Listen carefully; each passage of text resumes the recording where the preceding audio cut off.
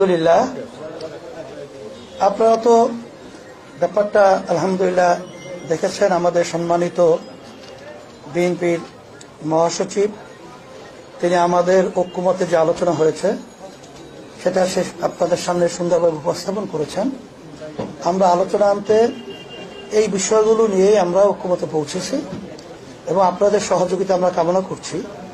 আমরা যেন সুন্দর একটা দেশ সামনে ভবিষ্যতে একাকার হয়ে আমরা গঠন করতে পারি, সেভাবে আপনাদের সহযোগিতা আন্তরিকতা এটা আমরা চাচ্ছি।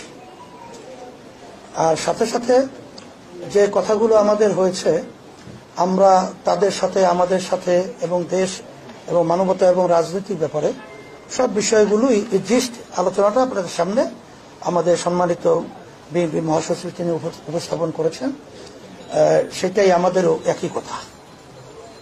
বিএনপি মহাসচিব বা বিএনপি দীর্ঘদিন ধরেই বলে আসছে সরকার শেষে দ্রুত নিরপেক্ষ নির্বাচনে ইসলামী আন্দোলন বাংলাদেশ সেই দাবিটা আসলে কতটা?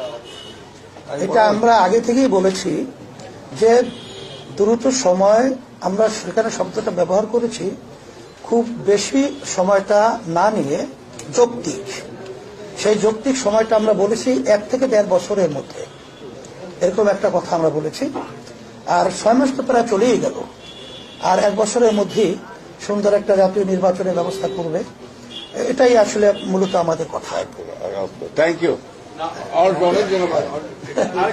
আপনাদের ইলেকশন নিয়ে কোনো কথা হয়েছে কিনা?